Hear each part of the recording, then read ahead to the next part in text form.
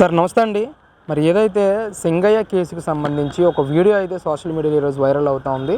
దానికి సంబంధించి పోలీసులు కూడా కేసు పెట్టడం జరిగింది. A1గా డ్రైవర్ని, A2గా జగన్మోహన్ రెడ్డి గారిని, A3గా ఆ కారు యజమాని పెట్టి కేసు పెట్టడం జరిగింది. ఈరోజు సోషల్ మీడియాలో ఇది AI వీడియో, కూటమి ప్రభుత్వం కావాలని ఈ విధంగా తయారు చేసి ఈరోజు స్ప్రెడ్ చేస్తూ ఉంది అని చెప్పేసి మాట్లాడుతున్నారు. ఏంటి అసలు ఏ విధంగా రియాక్ట్ అవుతారు దీని మీద?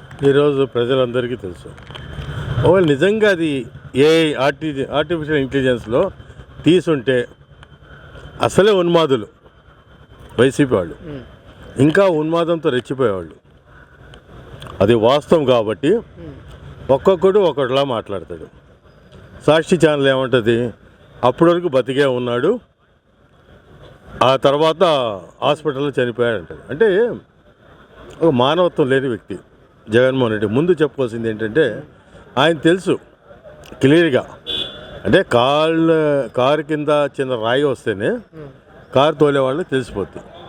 అలాంటిది ఒక వ్యక్తి తలకాయ కారు కింద వస్తే, కాకపోతే ఏంటంటే ఏదైతే పోలీసుల ఆంక్షలు ఉన్నాయో వీళ్ళే ప్రతిదాన్ని వైలేషన్ చేసి వీళ్ళు చేస్తున్న ఇది రోడ్డు మీద అప్పుడు ఈ వ్యక్తికి చనిపోయాడని తెలిసి ఆపితే ఆ ప్రోగ్రాం అక్కడితో ఆగిపోయేది.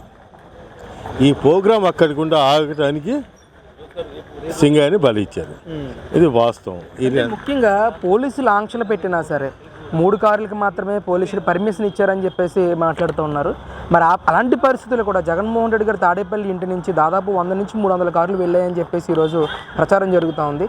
ఏంటి సార్, అంటే పోలీసులు ఆంక్షలు పెట్టినా ఎందుకని వీళ్ళు వెళ్ళారంటారు? ఇప్పుడు నిన్న పవన్ కళ్యాణ్ గారు చాలా బాగా చెప్పారు. ఇది మంచి ప్రభుత్వం, చంద్రబాబు నాయుడు గారు ప్రభుత్వం, కానీ అసమర్థ ప్రభుత్వం అయితే కాదు. ఆ రోజుల్లో మీరు చంద్రబాబు నాయుడు గారిని ఏ విధంగా హింసించారు, ఏదైనా కార్యక్రమాలు వెళ్తూ ఉంటే చంద్రబాబు గారి ఇంటి గేట్లకు తాళాలు వేసి ఆయన్ని కార్యక్రమంలో వెళ్లకుండా చేసి 6-7 కిలోమీటర్లు నడిపించిన రోజులు కూడా ఉన్నాయి. ఇవన్నీ చేసి పవన్ కళ్యాణ్ గారిని అయితే మనం చూసాం. కారులో నుంచి ఎంత బలవంతంగా లోపల కూర్చోబెట్టి ఆ హోటల్లో ఎలా బంధించారు. ఇవన్నీ ఉన్మాదంతో వాళ్ళు చేసిన పనులు మనం చేయకూడదు. ప్రజాస్వామ్యంలో ప్రతి ఒక్కటి కూడా మాట్లాడే స్వేచ్ఛ ఉండాలి, ప్రతి ఒక్కటి కూడా స్వేచ్ఛగా ఉండాలని చంద్రబాబు నాయుడు గారు ఏదైతే ఆశిస్తున్నారో అది ఈ సైకోగాళ్ళకి పనికిరాదు. మంచితనంతో చెప్తే వినే వ్యక్తులు కాదు. చెప్తా చూసారా, మామూలుగా మనిషిగో మాట గొడ్డుకో దెబ్బ అని ఎవరికి ఏ విధంగా ట్రీట్మెంట్ చేయాలో వాళ్ళని ఆ విధంగా ట్రీట్మెంట్ చేస్తేనే వాళ్ళు మారుతారు. ఈ సైకోలు అయితే మారరు. అంటే పోలీసు బందోబస్తు కూడా కల్పించట్లేదు జగన్మోహన్ రెడ్డి గారికి. పర్యటనలో జనాన్ని చూసి కూటమి ప్రభుత్వానికి భయం పుట్టుకుంది అనే విధంగా కూడా మరి మాట్లాడుతున్నారు ఈరోజు. ఏం భయం పుట్టింది అనుకుందాం, నువ్వు రేపు అధికారులు వచ్చేస్తావా? 4 సంవత్సరాలు నువ్వు వెయిట్ చేయటమే కదా.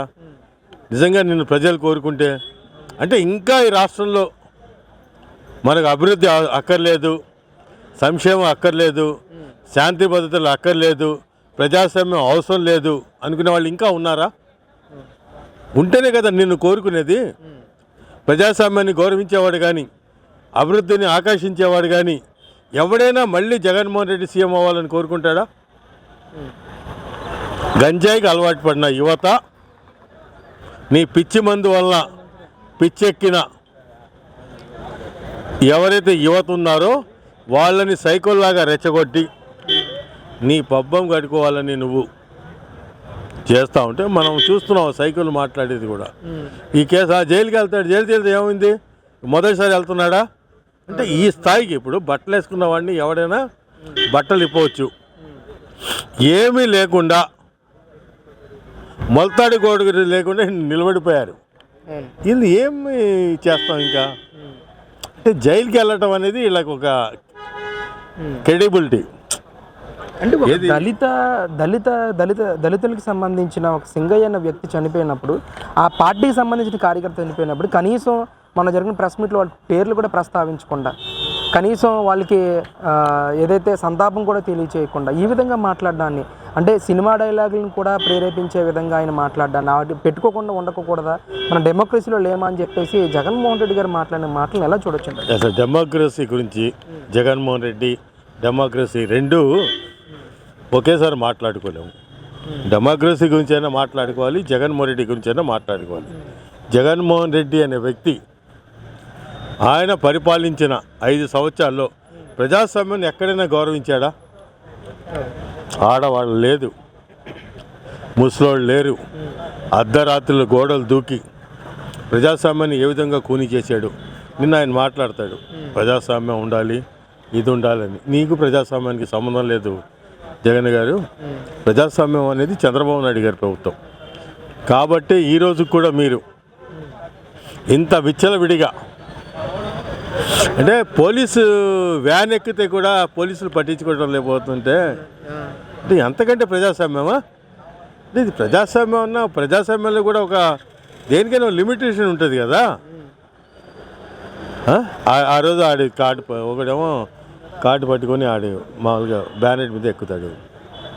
వీళ్ళందరూ ఎలా తయారంటే, నేనైతే ఒకటి చెప్తున్నాను రాష్ట్ర ప్రజలకి, మీరంతా కూడా ఈ రాష్ట్రం బాగుపడాలంటే, నిన్న పవన్ కళ్యాణ్ గారు మాట్లాడిన తొలిగడుగులో పవన్ కళ్యాణ్ మాటల్లో ఆవేదన కనపడింది. డెఫినెట్గా మాట్లాడింది అంటే లోకేష్ బాబు గారు చెప్పారు, కానీ పవన్ కళ్యాణ్ గారు చెప్పిన దాంట్లో మాత్రం ఆవేశం కనపడింది. అంటే ఏంటి, ఇంకా మీరు ఎవడైనా నమ్ముతూ ఉంటే జగన్మోహన్ రెడ్డి వస్తాడండి, అది రానివ్వము. ఇంకో 15-20 సంవత్సరాలు చంద్రబాబు నాయుడు గారి నాయకత్వంలో ఈ కూటమి ప్రభుత్వం ఉంటుంది అని ప్రజలకి భరోసా ఇస్తేనే ప్రజాస్వామ్యం కాపాడుద్ది. ఈ సైకిల్ని ఏ విధంగా అయితే ట్రీట్మెంట్ చేయాలో ఆ విధంగానే ట్రీట్మెంట్ చేయాలి తప్ప, ఈ సైకిల్ వల్ల ఈ రాష్ట్రంలో శాంతి భద్రతలు లేవనే అపవాదు రాకుండా కాపాడాల్సిన బాధ్యత కూడా మా ప్రభుత్వం మీద ఉంది.